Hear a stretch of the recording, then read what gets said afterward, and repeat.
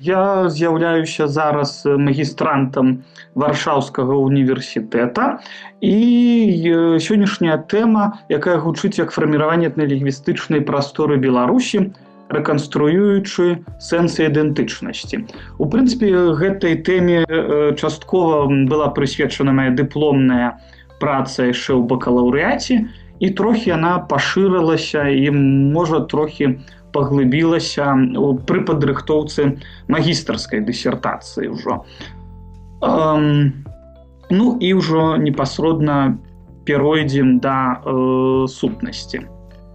Такой асноўнай ідэяй, чаму варта было б займацца гэтай тэмай, і ці чаму яна ёсць цікавая, мне падаецца, што тут варта акрэсліць такім своеасаблівым пунктам метадалагічнага аднясення нашага стане цытата Паўла Шпілеўскага з досыць ягонай вядомай працы. Па сутнасці, гэта праца друкавалася як артыкулы на працягу фактычна 3 гадоў. Гэта праца была прысвечана вандроўкі Шпілеўскага па Палессю. І ў ёй ён акурат падае вельмі цікавы урывак, прысвечаны Клецку, а менавіта таму, як Клецк гучаў, як Клецк выглядаў у сярэдзіне 19 стагоддзя. І мы можам забачыць, што ён апісвае вось гэты гандаль у пятніцу на рынку, што гэта сустрэча яўрэяў, продаж з боку татараў, што там бегаюць цыгане, беларускія хлопцы. І вось такая, так бы мовіць, поліэтнічная прастора пакамест мне падаецца вельмі цікавая для вывучэння і з'яўляецца такой карыснай глебай, якая прыцягвае сваю увагу. Што тычыцца зместу, то мне вельмі хацелася акрэсліць некаторыя тэарэтыка-метадалагічныя асновы, увогуле пра што мы будзем размаўляць, якія наратывы ў нас ёсць. Далее акрэсліць непасрэдна нашу этналінгвістычную прастору і трохі закрануць пытанне сэнсаў і ідэнтычнасцяў. І я вельмі хацеў бы на пачатку сказаць тое, што апошняя праца, прысвечаная этнамоўнай ці этналінгвістычнай, гэта сінонімы прасторы Беларусі, была напісана Тацянай Мікуліч яшчэ ў 90-е гады. З большасці яна была фактычна прысвечана 20-му стагоддзю, але на сённяшні дзень гэта адзіная кніга, напісаная беларускай даследчыцай акурат па дадзенай тэматыцы. Такім чынам, гэта тэматыка па сённяшні дзень застаецца ў пэўным сэнсе адкрытай і варта гэта даследаваць. Што тычыцца, напрыклад, часу, пра які мы будзем размаўляць, гэта не пазней за 17 стагоддзя. Трошкі пазней я патлумачу, чаму менавіта не пазней за 17 стагоддзя. Больш цікавым, мне падаецца, праблема прасторы і месца, таму што дакладна акрэсліць геаграфію абсалютна немагчыма. То бок, нягледзячы на тое, што мы прызвычаіліся да пэўных такіх мапаў у нашай свядомасці досыць канкрэтных, то калі мы размаўляем пра этналінгвістычную прастору, акрэсліць, дзе скончваецца этналінгвістычная прастора адна і пачынаецца іншая, бадай што немагчыма. Таму, калі мы кажам пра этналінгвістычную прастору Беларусі, мы фактычна абмяжоўваемся толькі межамі сучаснай Беларусі. Бо сягнуць, так бы мовіць, думкай у мінулае і зразумець, дзе пачыналася, дзе скончвалася Беларусь там, фактычна было б немагчыма. І на пачатку трохі о тэрміналагічным апараце. Само по сабе это вельмі цікавае акрэсленне этналінгвістычнай прасторы, бо вельмі часта я чую ад некаторых калегаў, што фактычна мы не разумеем, што гэта такое, і пра што, напрыклад, увогуле мы павінны размаўляць. Але я скажу то, што увагу да гэтай тэмы ўжо даследчыкаў заклікаюць звяртаць, фактычна ўжо хутка будзе як 100 гадоў. Яшчэ нават Марк Блок у сваёй працы «Апалогія гісторыі» пісаў пра тое, што гісторыкам, этнографам варта звяртацца да моўнага, этнамоўнага матэрыялу, каб разумець мінулае. І тут я прывёў цытату з адной вельмі цікавай кніжкі 1974 года, дзе аўтар таксама заклікае, што менавіта этнаграфія, а не, напрыклад, лінгвістыка ці іншыя навукі павінны забяспечваць, так бы мовіць, новую сістэму каардынатаў, у якіх варта ацэньваць ролю мовы у культуры альбо у грамадстве. То бок, я яшчэ раз хочу падкрэсліць, што эта тэма па сённяшні дзень застаецца ў пэўным сэнсе тэра інкогніта і мае нават статус лакуны. То бок, у нас не абаронена ніводнай ні кандыдацкай дысертацыі, што ўжо тут казаць пра, напрыклад, доктарскую дысертацыю па дадзенай тэматыцы. І пачну ўжо да такой непасрэднай часткі з таго, што я вельмі не хачу размаўляць пра этнамоўную прастору ў катэгорыях стэрэатыпаў альбо нейкіх міфаў. Я буду прыводзіць шмат цытатаў з этнаграфічных матэрыялаў, з працаў іншых даследчыкаў, і шмат нашых наратываў, да якіх мы звыкліся, яны пачынаюць у пэўным сэнсе руйнавацца. То бок мы звыкліся да нашага, той, што культурнай лінгвістыцы называецца аўтастэрэатып, што мы лагодныя, у пэўным сэнсе памяркоўныя, што мы талерантныя, верацярпімыя, кажучы мы, я маю на ўвазе беларусаў.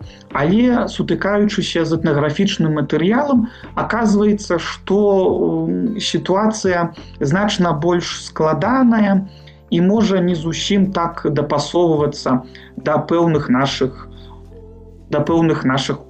уяўленняў. Варта яшчэ акрэсліць гэты тэрмін як палілінгвізм у этнамоўнай прасторы Беларусі. Бо звычайна я бачу і вельмі часта чую у гэтых наратывах заклікаў да беларусізацыі, да таго, што беларуская мова страчваецца і гэтак далей. Але, відаць, людзі не зусім разумеюць тое, што Беларусь па сутнасці ніколі не была беларускамоўнай. Яна заўсёды была палімоўнай. У ёй заўсёды размаўлялі на розных мовах, размаўлялі розныя этнасы і розныя групы. І кажучы сёння пра пэўную мову некаторых з этнасаў, я засяроджуся ў асноўным на яўрэях, татарах і цыганах. Калі татары, мне уласна так падаецца, іх мова досыць глыбока даследавана, то мова цыганоў і часам яўрэяў застаецца у пэўным сэнсе па-за межамі ўвагі нашых даследчыкаў. Але пра ўсё па парадку. І пачну я менавіта з ідышу і з яўрэяў у этнамоўнай прасторы Беларусі 17-19 стагоддзя. Калі мы адкрыем матэрыялы перапісу насельніцтва Расійскай імперыі канца 19 стагоддзя, мы заўважым, што фактычна траціна яўрэйскага насельніцтва пражывала на тэрыторыі Беларусі. Безумоўна, гэта досыць высокі паказчык, які быў шмат у чым абумоўлены гістарычнымі падзеямі і гістарычнымі праблемамі. Адносна нядаўна была зроблена досыць такая цікавая мапа, якая адлюстроўвае распаўсюджванне ідышу на самы канец 19 стагоддзя, на 1900 год. Мы можам забачыць, што па тэрыторыі Беларусі фактычна вось гэтая маса была засяроджана, яна вельмі канцэнтраваная. То бок па тэрыторыі сярэдняй Беларусі мы назіраем 15 і больш 15%. То бок у той жа час, як па астатнія частцы Еўропы на ўсход і захад, гэта, так бы мовіць, як вымываецца. То бок канцэнтрацыя ідышу была досыць высокая. Разам з гэтым я хацеў бы адзначыць, што мы прызвычаіліся да меркаванняў, што яўрэі жылі ў асноўным у гарадах, займаліся гандлем і гэтак далей, але насамрэч гэта таксама не зусім карэктна.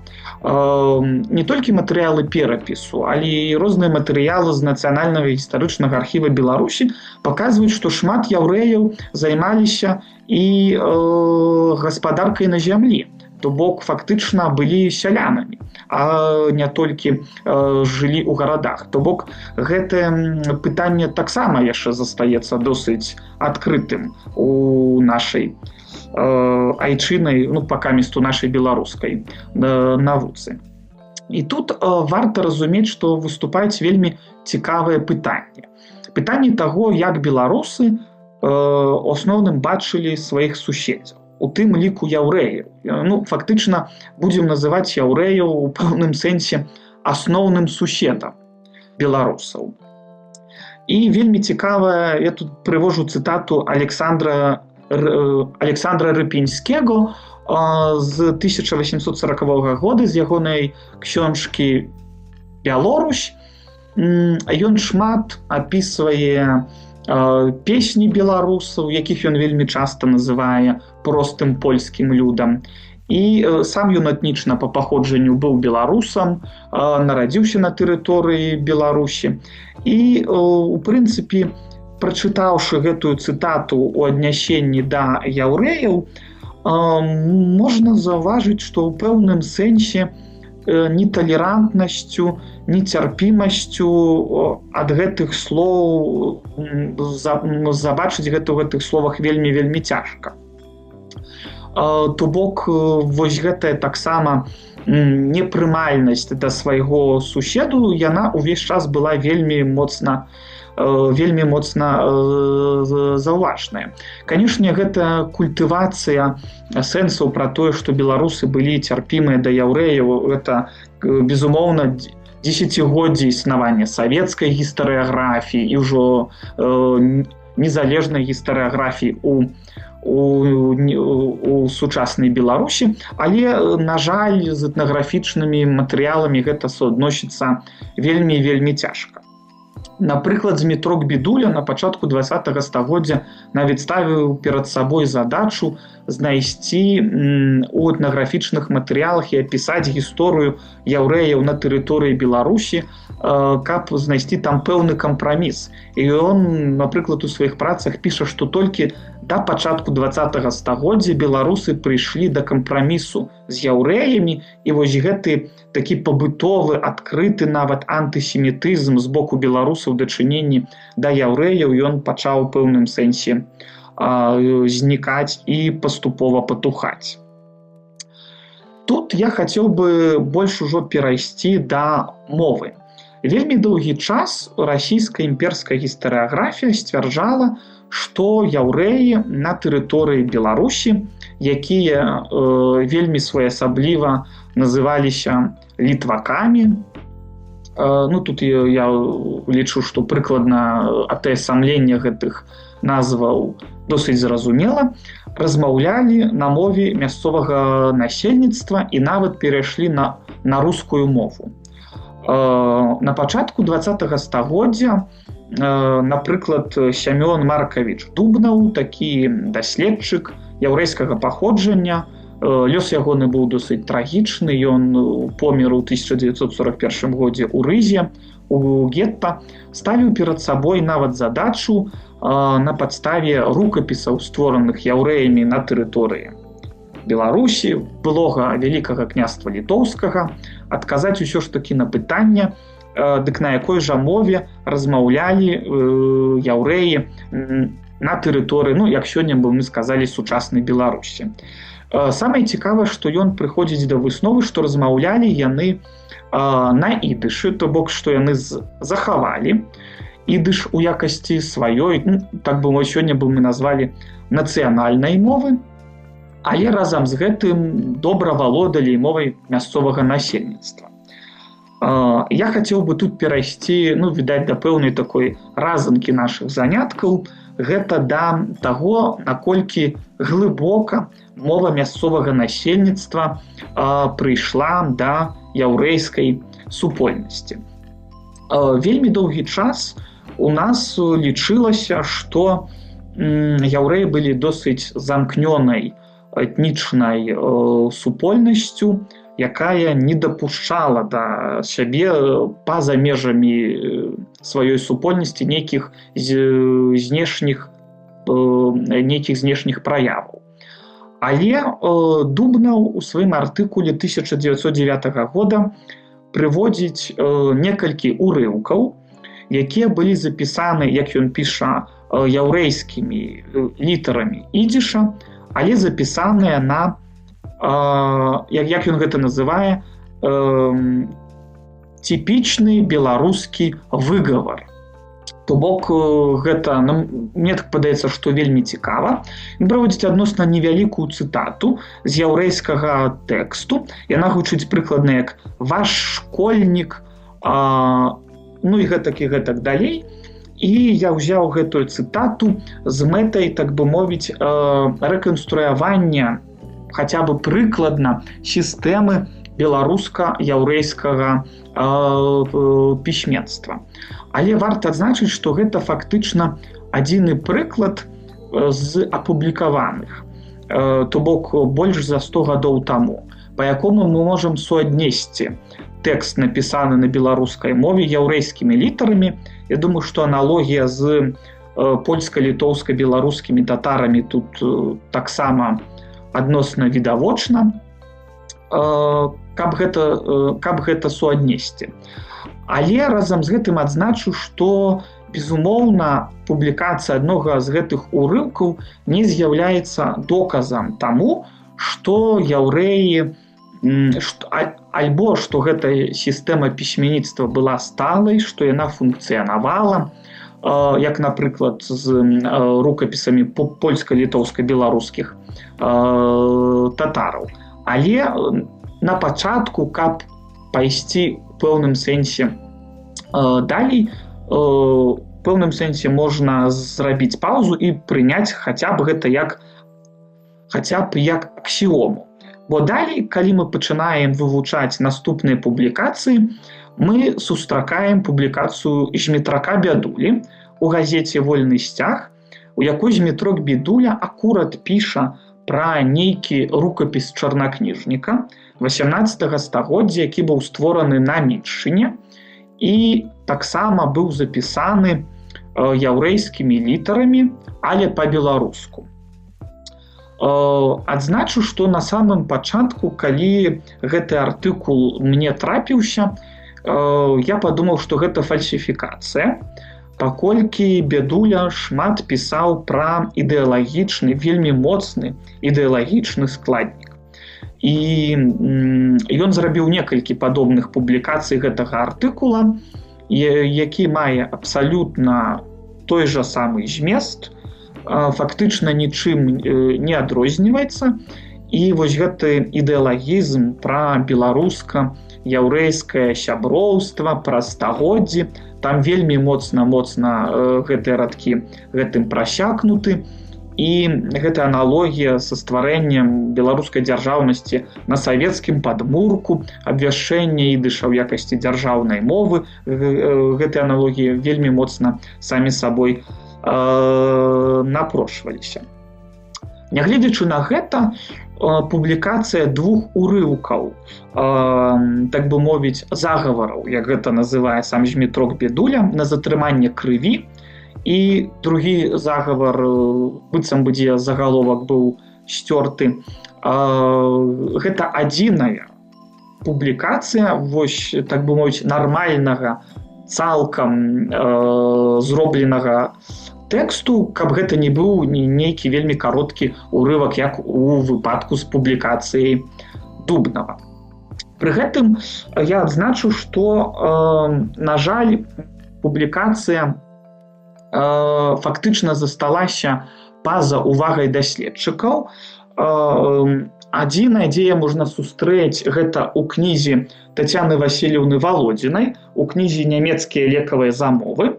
У гэтай кнізе аўтарка праводзіць паралелі між нямецкімі, яўрэйскімі, а таксама беларускімі лекавымі замовамі. Яна таксама шчыра піша, што ніколі раней не чула пра гэтую публікацыю, выказвае там падзяку аднаму з аўтараў. Але пры гэтым гэты пачатак адной з замоваў «Но сінія моры, белыя камень» варта адзначыць, што ён вельмі тыповы для беларускіх замоваў і можна знайсці шмат у якіх рукапісаў. Тут, напрыклад, адзін з рукапісаў я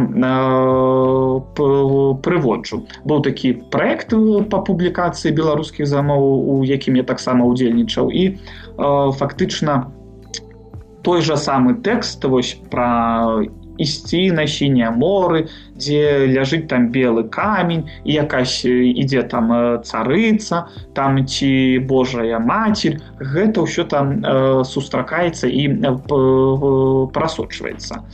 Але варта адзначыць, што перапублікацыю гэтых жа самых урыўкаў зрабіў вядомы беларусазнаўца Яўхім Карскі.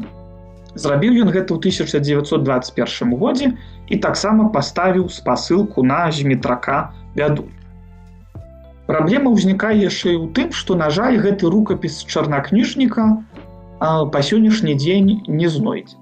Я намагаўся яго шукаць, яшчэ калі быў у Беларусі. На жаль, ні дадзеных там пра вельмі спецыфічна Бядуля называе гэтую яўрэйскую камісію, нідзе няма падобных дадзеных. Але у сваю чаргу я звярнуўся да даследчыкаў у Ізраілі, да Александра Гордзіна і да некаторых даследчыкаў, у тым ліку ў Польшчы. І атрымаў ад іх пацвярджэнне таго, што насамрэч такія рукапісы існуюць, і не толькі на такім узроўні нейкіх замоў і гэтак далей, а нават на ўзроўні запісання народных паданняў і песень. Але праблема вынікае з таго, што нягледзячы на тое, што перад намі, фактычна перад нашымі вачыма паўстае сапраўдная цікавая навуковая праблема вось гэтых этнамоўных працэсаў на тэрыторыі Беларусі, гэтыя рукапісы знайсці вельмі-вельмі цяжка, яны не каталагізаваныя, яны ні ў якім разе не апісаныя, яны вельмі часта адзінкавыя, гэта вельмі часта пэўныя урыўкі, і мэтанакіраваных прац па гэтаму па сённяшні дзень няма. То бок праблема беларуска-яўрэйскага пісьменства застаецца па сённяшні дзень нявырашанай. Адзначу, што самыя раннія ўзгадкі гэтай сістэмы пісьменства у нас адносяцца да канца 17 стагоддзя. То бок гэта адна з прычынаў таго, чаму мы кажам пра разгортванне этнамоўнай прасторы Беларусі менавіта з канца 17 стагоддзя. То бок, яшчэ адзначу тое, што шмат падобных замоваў было, падобных тэкстаў замовамі і песнямі было напісана на тэрыторыі сучаснай Украіны.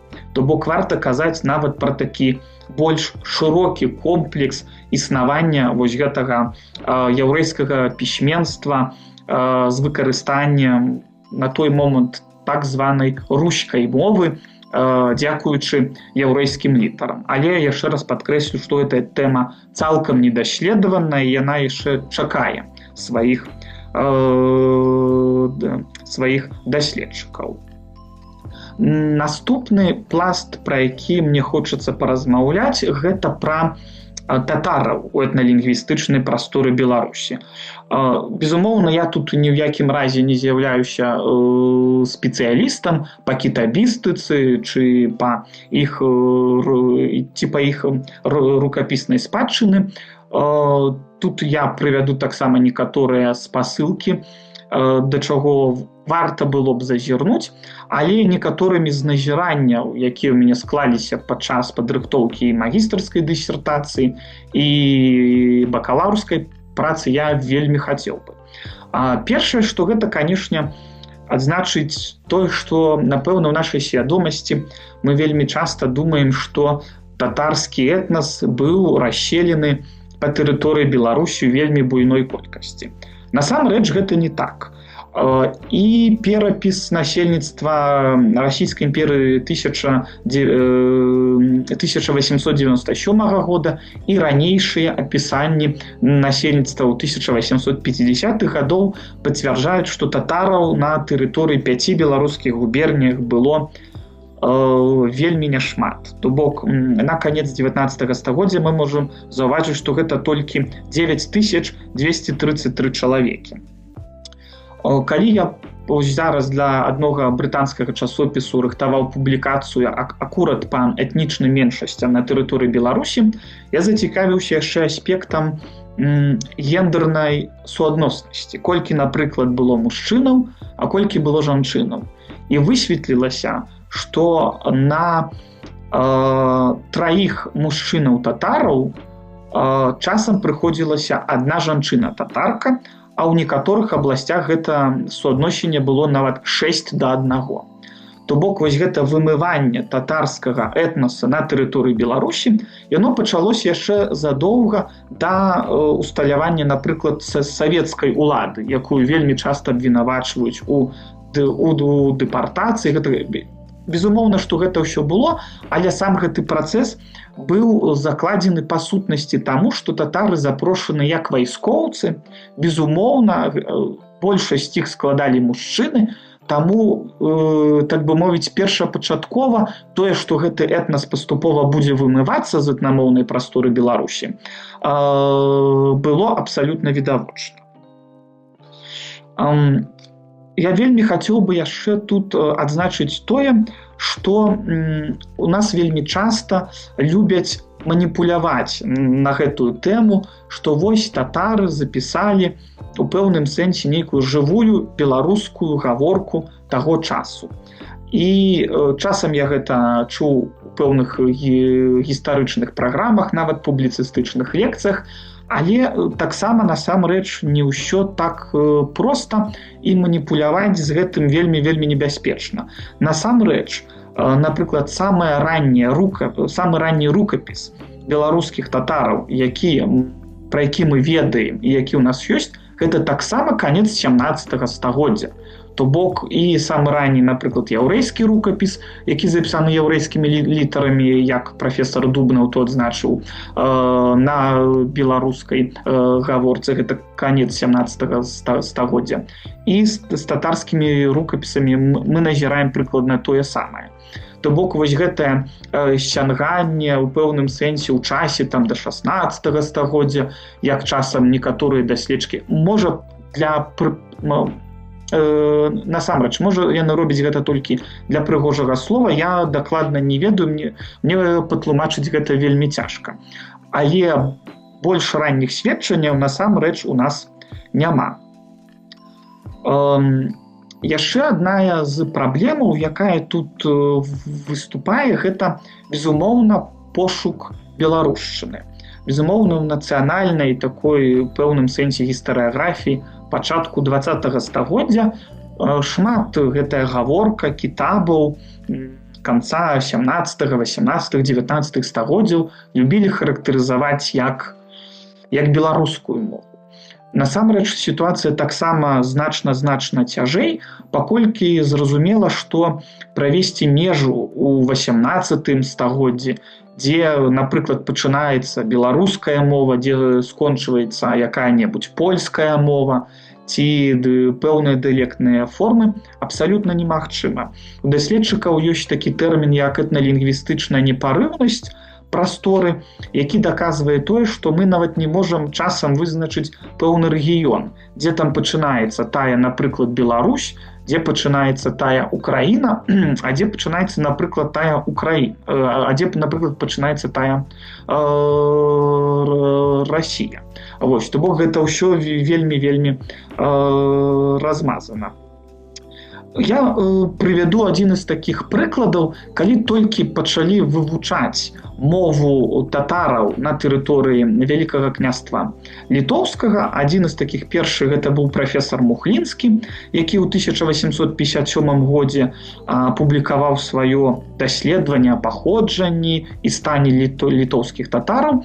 Ён вельмі часта характарызаваў мову татараў на тэрыторыі сучаснай Беларусі акурат як польскую мову альбо як простую польскую мову.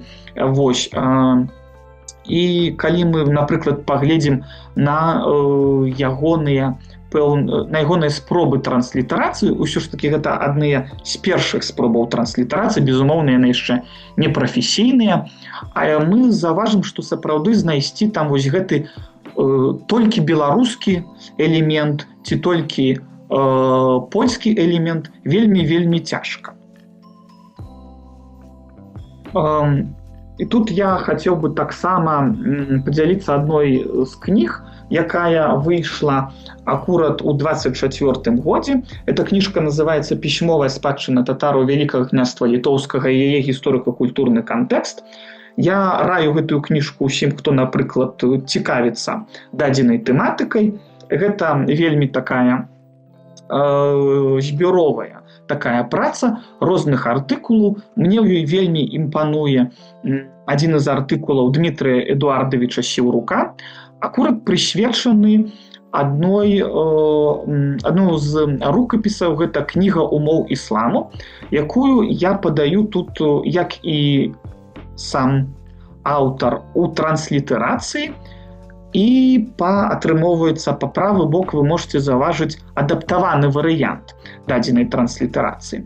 Безумоўна, што ў нашай грамадскай прасторы і ў пэўным сэнсе у навукова-публіцыстычнае асяроддзе пойдзе менавіта адаптаваны варыянт, бо ён у большым сэнсе прыбліжаны да беларускай мовы. У той жа час, калі менавіта транслітарацыя зробленая па ўсім правілам, сапраўды дэманструе у пэўнай ступені вялікую колькасць паланізмаў. Вялікую колькасць паланізмаў, польскіх элементаў, і таксама я б адзначыў, што ў пэўным сэнсе кадыфікаваць і неяк вызначыць мову гэтых кітабаў вельмі цяжка. Нават прывяду прыклад, я пісаў у пэўным сэнсе адзін артыкул на гэтую тэматыку. Безумоўна, ён быў вельмі няўдалы, і акурат у якасці крытыкі я пачуў тое, што я вельмі часта характарызую мову гэтых кітабаў як беларускую мову. І было адзначана, што ў кітабах польскай мовы нават болей, няўжо беларускай мовы. Таму гэта ў пэўным сэнсе быў погляд прафесіяналаў, таму вось гэтыя пэўныя наратывы, да якіх мы прызвычаіліся, яны вельмі часта, яшчэ раз падкрэсліваю, разбіваюцца а матэрыялы і крыніцы. Таксама я хацеў бы адзначыць, што вельмі часта, кажучы пра этнамоўную прастору Беларусі, зноўку ж пра беларусаў, мы вельмі часта заўважаем, што беларусы вельмі добра ставіліся да татараў. У якасці аргумента звычайна прыводзіцца адна і толькі вядомая прымаўка, што татарын добры гаспадарын.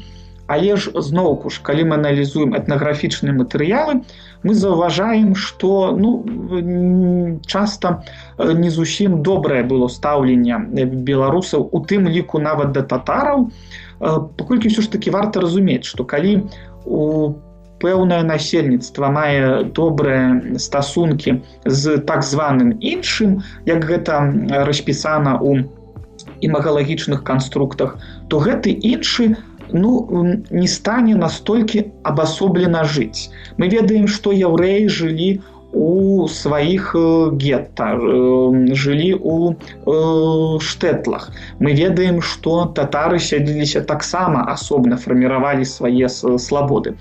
То бок, калі стаўленне іншага этнаса досыць прыязнае, то такая функцыя і патрэба жыць асобна, яна ў пэўным сэнсе адпадае. Хаця, канечне, якасці аргумента тут можна прывесці, што рэлігійны лад, напрыклад, не спрыяў гэтаму. Але, напрыклад, таго ж Шпілеўскага у апісанні таго ж Клецка мы сустракаем, што татары праводзілі гандлі ў пятніцу.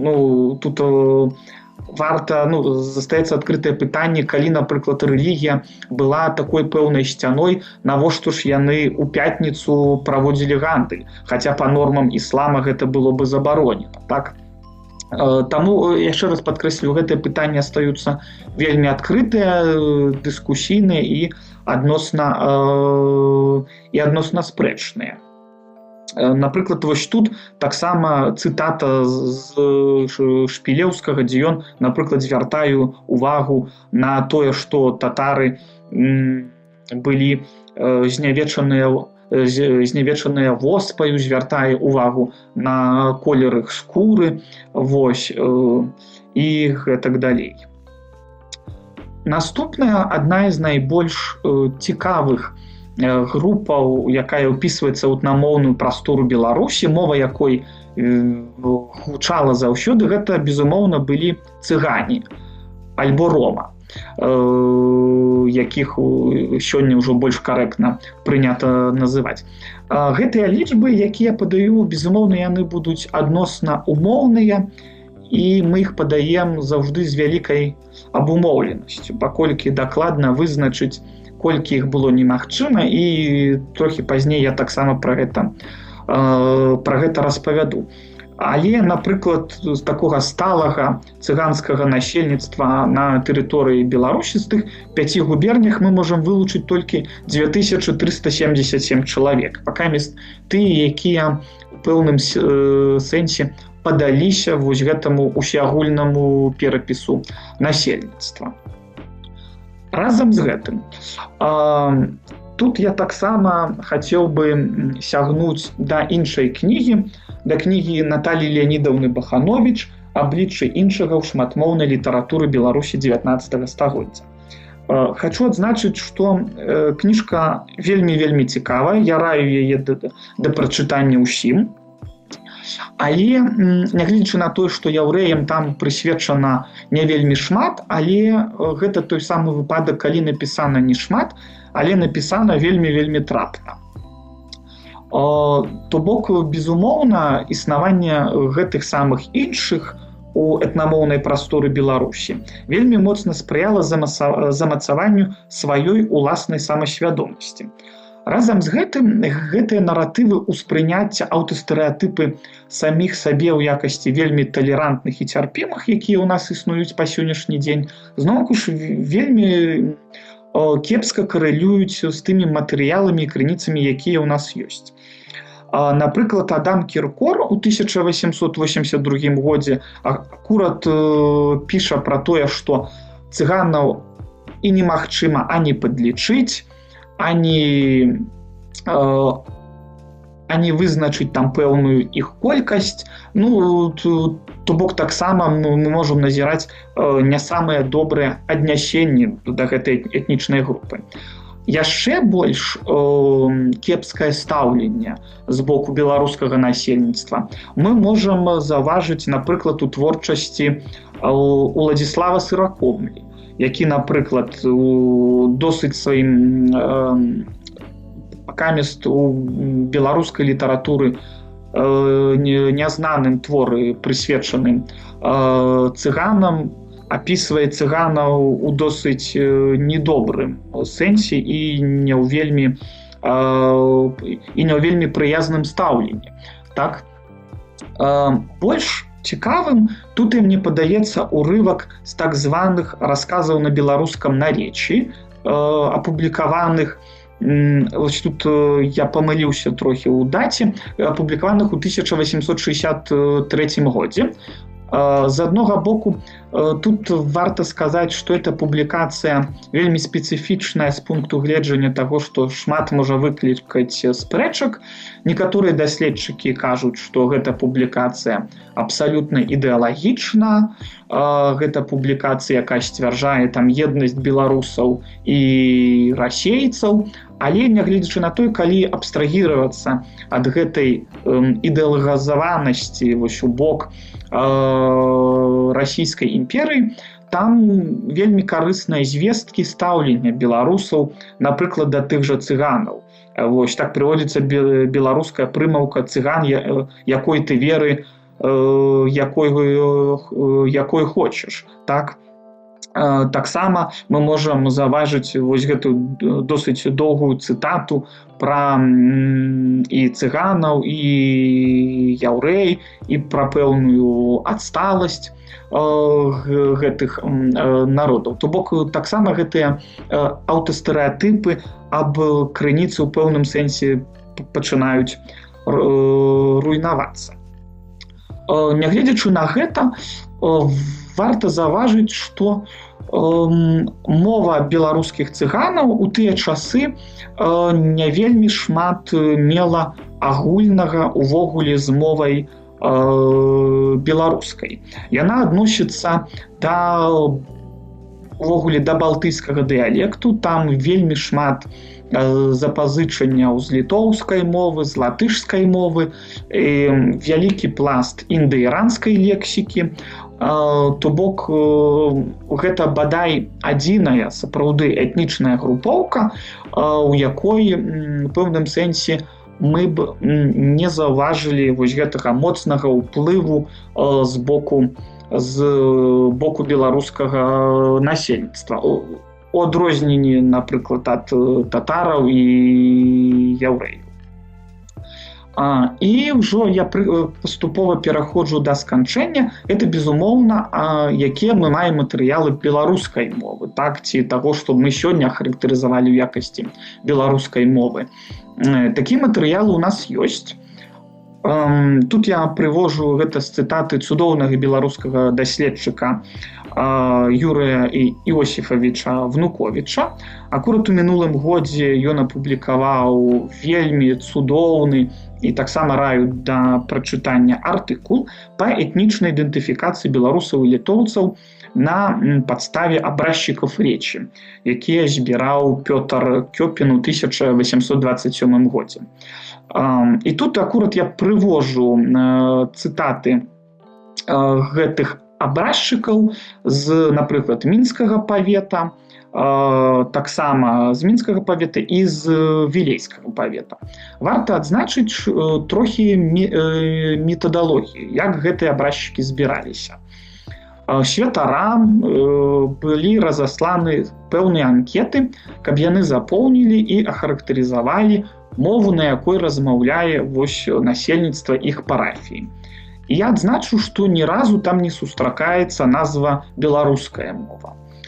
Ксяндзы характарызавалі мову ў якасці простая польская мова, польска-руская мова, часам там сустракаецца народная гаворка, ну і гэтак далей.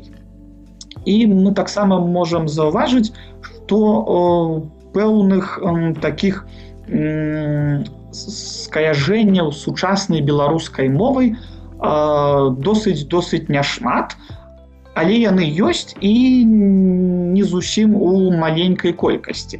Але адзначу, што таксама гэта пытанне застаецца досыць адкрытым.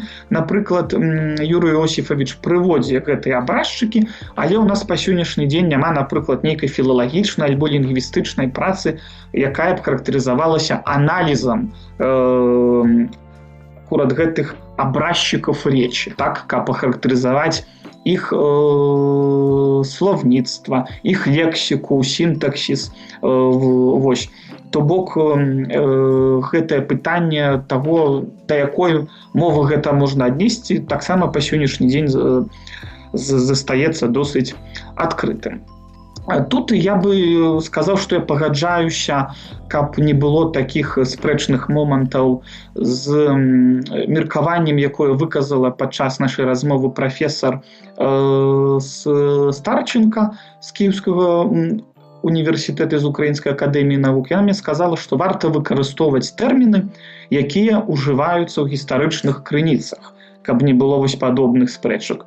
Гэта, конечно, таксама адносна спрэчная пазіцыя і спрэчны падыход, але ж можа, каб пазбегнуць пэўнай ідэалагізацыі альбо пэўных анахранізмаў, ад якіх увесь час мы ў пэўным сэнсе намагаемся сабе адцягнуць, але ўсё роўна ў іх вельмі глыбока увальваемся.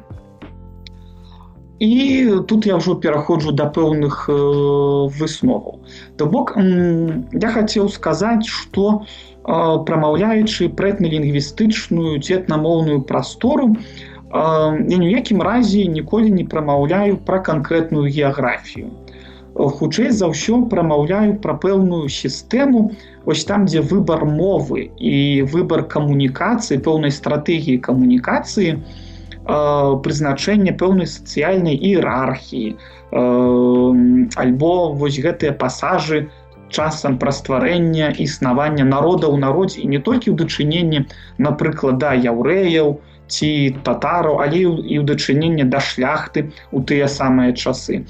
Гэта ўсё, што вельмі яскравым чынам характарызуе менавіта этнамоўную прастору нашага рэгіёна. Я б нават казаў, не толькі Беларусі, але ўсяго усходнееўрапейскага рэгіёна, усходнеславянскага рэгіёна. Разам з гэтым вельмі цікавае і праблемнае поле тут поле захавання ідэнтычнасці. То бок, як выкарыстоўваючы часам іншую мову альбо сістэму пісьменніцтва іншага народа, гэтыя этнічныя анклавы захоўваліся. Я адзначу, што у гэтай кніжке Наталіі Леанідаўны Бахановіч вельмі шмат апісана цікавых момантаў камунікацыі беларуска-яўрэйскай, беларуска-цыганскай, як беларусы ўяўлялі іншыя народы. І гэта кніжка – это пэўны крок, каб адмовіцца ад гэтай аўтастэрэатыпізацыі, каб зразумець у пэўным сэнсе саміх сябе. Я дакладна памятаю, як на прэзентацыі гэтай кнігі ў 2022 годзе аўтарка сказала, што, магчыма, прачытаўшы яе, мы расчаруемся. Але я ўсё ж такі бачу у гэтым расчараванні вельмі важны крок да больш цьмянага і адэкватнага ўспрыняцця не толькі сваёй мінуўшчыны, але і ў пэўным сэнсе сваёй сучаснасці. Каб часам у гэтых бітвах і ў гэтых спрэчках за пэўную ідэнтычнасць сваю мы не забывалі, што гэтым можна забіць і вынішчыць ідэнтычнасць іншага. Каб сапраўды ўсё ж такі этнамоўная прастора Беларусі – это прыклад таго, як гэтай самай прасторы, гэтага паветра хапала для ўсіх. Хапала для яўрэяў, хапала для татараў, хапала для цыганаў, хапала для літоўцаў, для латышоў, для рускіх, для украінцаў. То бок, у гэтым у пэўным сэнсе мне бачыцца такое выйсце. Адмовіцца ад аўтастэрэатыпізацыі на карысць нармальнага асэнсавання мінулага для больш лагоднага і трывалага жыцця ў сучаснасці. Я бачу пытанне наконт стараабрадцаў. Так, адкажу таму, што некалькі гадоў працаваў над каталогам рукапісаў беларускіх стараабрадцаў акурат. І вельмі добрае пытанне, таму што ў пэўным сэнсе яно адносіцца да чаму мы кажам пра 17 стагоддзе, як пэўны такі этап пачатку фарміравання гэтай этнамоўнай прасторы. Таму што ў канцы 17 стагоддзя менавіта і стараабрадцы прыйшлі на тэрыторыю Беларусі. То бок у нас фактычна закрываецца ўсё. У нас прыходзяць стараабрадцы ў канцы 17 стагоддзя, ствараюць свае рукапісы. У нас з'яўляюцца першыя фактычна дакладна датаваныя рукапісы татараў, першыя датаваныя рукапісы яўрэяў. То бок канец 17 стагоддзя становіцца пунктам такога метадалагічнага аднясення. Што тычыцца мовы стараабрадцаў, пытанне ў пэўным сэнсе цяжкое з пункту гледжання таго, што, безумоўна, мова рукапісаў – гэта царкоўна-славянская мова, мова у пэўным сэнсе дэрэформеная, нават часам архаічная. Шмат даследчыкаў кажуць, што мова такая, што старабратцы закансервавалі традыцыі старажытнай Русі ў часе, і нават калі ёсць нейкія, напрыклад, тэксты пра старажытную Русь, яны часам могуць пісацца пра 17 стагоддзе толькі таму, што, напрыклад, збудаваныя на стараабрадчых матэрыялах. Але ж пытанне цяжкое з таго пункту гледжання, што у нас ёсць этнаграфічныя матэрыялы, то бок запісы голасу і вось гэтай жывой гаворкі, зроблены ў 20 стагоддзі. Мы можам заўважыць, што там у старабрацаў у жывой гаворцы ёсць беларускія элементы, о пад націскам, аканне, наше фрыкатыўнае выбухное г і пэўныя падобныя элементы. Ёсць у нас, напрыклад, рушнікі з вышытымі малітвамі, і вышыты яны не на царкоўна-славянскай мове, а вось на гэтай, так бы мовіць, мове беларускіх стараабрадцаў, якая увабрала ў сабе вось гэтую гаворку мясцовага насельніцтва. Але разам з гэтым я вельмі часта ад расійскіх калегаў чую крытыку ў адрас беларускіх даследчыкаў стараабрацтва. Напрыклад, наш веткаўскі цэнтр, вось гэты веткаўскі музей імя Шклярова стараабрадніцтва і беларускіх традыцый, вельмі часта, калі аналізуюць нейкія там рукапісы стараабрадцаў альбо іканаграфію, прыпісваюць там вельмі шмат беларускіх элементаў. Што вось гэта стараабрадцы ўзялі ў беларусаў, вось тут нейкія беларускія элементы і гэтак далей, гэтак далей. І сапраўды вельмі часта гэта разбіваецца аб факталогію з боку расійскіх даследчыкаў, калі аказваецца, што это, напрыклад, агульнаславянскія альбо царкоўна-славянскія элементы, альбо элементы, якія мы можам знайсці і ў стараабрадцаў Польшчы, там Румыніі і шмат дзе яшчэ. То бок пытанне са стараабрадцамі, яно ж такое, як пытанне з татарамі-яўрэямі. Якая мова была мовай вось гэтай прасторы сакральнай, прасторы тэкстаў. Безумоўна, у яўрэяў гэта быў іўрыт, а у татараў гэта была арабская мова, паколькі я нагадаю, што Каран можа існаваць то толькі па-арабску, як і Танах, Тора і іншыя кнігі. То бок тут вось гэта існаванне транслітэрацыі альбо дыялектных формаў, яно ні ў якім разе не ўпісваецца ў гэтую сакральную прастору, і існаванне мовы ў прафаннай прасторы альбо ў паўсядзённай. І акурат у паўсядзённай існавалі, стараабрадцы маглі выкарыстоўваць гэтую гаворку мясцовага насельніцтва, на якой, дарэчы, яны размаўлялі паміж сабою, але яшчэ раз падкрэсліваю, гэта досыць ужо такія познія дадзены, гэта дадзены 20 стагоддзя. Альбо татары, якія таксама якія маглі выкарыстоўваць гаворку мясцовага насельніцтва, і яўрэі. Але ў яўрэяў таксама больш будзе складанай з таго, што там і ідыш, і вось гэта і гаворка мясцовага насельніцтва накладаецца. То бок, усё пытанне палягае на тым, у якой прасторы, у якой сітуацыі, хто з кім размаўляе. Я хацеў бы гэта яшчэ раз падкрэсліць, калі казаў пра этнамоўную прастору Беларусі, гэта прастора сітуацый і выбару стратэгіі. Усё залежыць ад таго, хто у якім выпадку абірае стратэгію. У пэўным выпадку стараабрадцы размаўлялі бы нават па-польску, калі у пэўным выпадку размаўлялі бы па-руску. Усё залежыць ад таго, у якой сітуацыі яны знаходзяцца, хто з'яўляецца адрасатам,